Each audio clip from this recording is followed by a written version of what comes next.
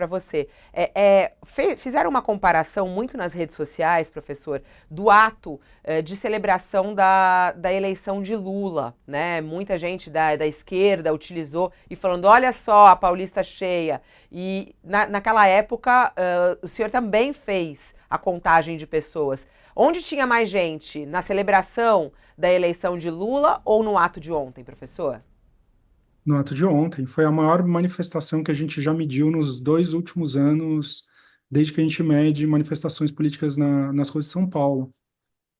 Foi bem Professor, grande. Eu até me surpreendi, eu estou sofrendo um monte de ataques aí, mensagens odiosas, né, dos bolsonaristas, mas na verdade os nossos números são bons para eles. A manifestação foi enorme. Eu não precisaria nem ter contado. A gente, no nosso relatório, a gente compara com outras manifestações que a gente contou e ela é a maior que a gente já mediu, não a maior que já aconteceu. Provavelmente as manifestações do impeachment foram maiores, junho de 2013 talvez tenha sido maior, mas elas, no passado mais recente, assim, ela foi a maior que a gente já mediu. É um número muito eloquente, muito bom. Só que a senso gente estava comum, professor. acostumado a números muito inflados. Nós estamos acostumados a números inflados, não Pois apenas. é, isso que eu quero saber. Deixa, As deixa manifestações ele falar. anteriores, o senso comum é de que havia milhões o tempo inteiro, tudo que se falava o tempo inteiro nas manifestações. Teve 1 milhão na Sé, 1 milhão na Candelária, até aqueles 100 mil da manifestação lá do Rio de Janeiro, antes da ditadura, aquilo não era 100 mil. Quer dizer, tem que haver um revisionismo nessas contagens das manifestações todas do passado, porque, pelo que todo mundo acha, pô, 180 mil é muito pouco. Não é, é muito, como o senhor está dizendo. Mas existe o senso comum de que manifestações assim, tanto que o secretário Derrite fez esse data Derrite aí com 750 mil pessoas a olho, né? Ele calcula no olho dele. Mas está tudo errado no passado, não? Exatamente, a gente está com parâmetros que foram superestimados lá atrás. Então, a gente tem uma cultura política que tudo, se não teve 100 mil, foi um fracasso. Não, não é verdade. Uma manifestação de 10 mil é gente pra caramba, entendeu? É muito grande. Aquela manifestação do 7 de setembro que teve em Copacabana, eu estava lá, a gente mediu, e eu estava lá, passei o dia inteiro pesquisando lá em campo. Foi enorme. A gente mediu 65, 68, alguma coisa assim. Foi 60 e poucos mil pessoas, foi enorme. Então, o que eu acho é que esses números que a gente usa para o carnaval, o bloco da Ivete Sangalo teve 1 milhão, está provavelmente superestimado. Virada na Paulista teve 2 milhões, sabe? Todos os números de carnaval, de virada, não só dos eventos políticos, estão superestimados. E aí as pessoas acham que a gente está fazendo, a gente está minimizando. A gente não está. Esses são números, eu acho, de tudo que tem hoje no cenário político. Eu acho que as estimativas que a gente está são as mais confiáveis. Eu defendo os nossos números, eles são públicos. Você pega as fotos, você só nos mandar um e-mail, a gente dá as fotos, contem as pessoas. Doutora, Dá pra fazer mesmo na mão se você quiser, se você não tiver software para fazer.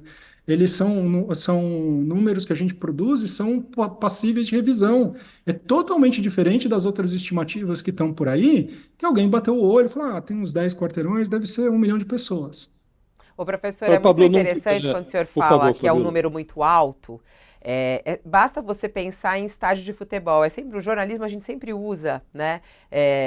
Essa lembrança. É como se tivessem ali 3 Morumbis lotados, né? É muita gente. É isso que o senhor está falando, né? 185 mil pessoas é muita gente. São 3 estádios de futebol absolutamente abarrotados de pessoas, para a gente ter uma ideia da quantidade. E aí a resposta é essa. Quer dizer, as estimativas que são feitas historicamente são muito infladas, né? Quantas vezes a gente fala 1 milhão? Não cabe 1 milhão de pessoas na Paulista, não é isso, professor? Eu acho que é interessante dizer isso para o nosso público, né? Com certeza não cabe. Tem umas pessoas que fizeram por metro quadrado, mas assim, é, a- a- mesmo que tenha lotado, ninguém consegue ficar num lugar espremido durante 2 horas, entendeu?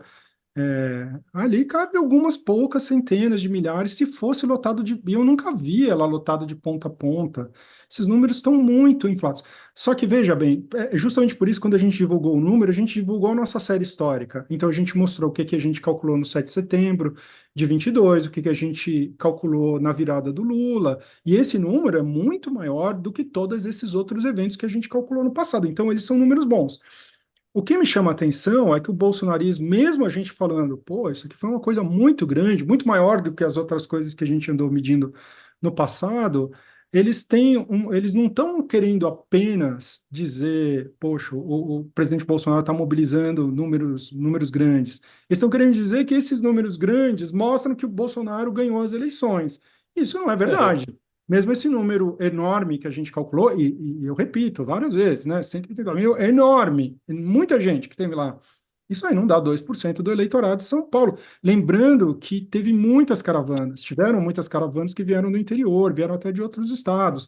Uma parcela muito grande dos manifestantes não era aqui de São Paulo, não apenas não era da cidade de São Paulo, não era da grande São Paulo. Então, essa é uma parcela muito pequena dos eleitores. Isso não provaria que o Bolsonaro venceu as eleições de São Paulo, não prova nada, isso só prova que ele tem uma grande capacidade de mobilização política. Isso, para mim, é indiscutível. Agora, Pablo, não gostaria de desperdiçar a sua presença sem ouvi-lo. Você tem uma boa capacidade de análise. Está claro que o bolsonarismo pode ter encolhido, até porque não ganhou a eleição, está inelegível, foi retirado das urnas, mas está presente nas ruas, né? O que significa, do ponto de vista jurídico, gente na rua não tira as provas que estão lá nos autos, portanto, ele deve continuar derretendo ali no processo judicial. Mas, do ponto de vista político, o que representa essa manifestação para o Bolsonaro? Dá ele uma sobrevida para reivindicar lá na frente a anistia, foi insinuada no discurso dele, mantém os herdeiros ali no seu cercadinho? Qual é a sua interpretação para o efeito político dessa manifestação?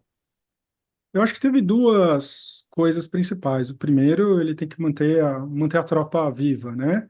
Até porque ele tem um legado aí. Obviamente, seja quem for que vai assumir esse legado, não sei se vai ser o Tarcísio, a Michele, ou algum outro que vai herdar, ele tem um legado enorme, vai ser um candidato ultra competitivo em 2026. Então, ele está mantendo a tropa ativa. E segundo, ele está aumentando o custo político da sua prisão. No meu entender, pelos pedaços que as investigações, né, estão nos mostrando, ou que foi vazado, ou teve aquela busca e apreensão da PF que mostrou um pedaço dos processos. À medida que a gente vai conhecendo pedacinhos do processo, a gente vai vendo que as provas estão emergindo, que o cerco está se fechando. Me parece um pouco inevitável que o Bolsonaro vá ser comprometido e eventualmente preso, porque já tem, pelo que a gente sabe, um conjunto de evidências bem significativo que eu acho que ele está fazendo é aumentando o custo político da prisão. Porque, infelizmente, num caso dele, de presidente, de ex-presidente muito popular, tem um custo político, a justiça com certeza vai ter que pesar isso. Não digo se vai prender ou não, mas no momento que vai prender e com qual conjunto de evidências que ela vai ter que reunir para poder prender. E ele está juntando seus apoiadores, mostrando que o custo político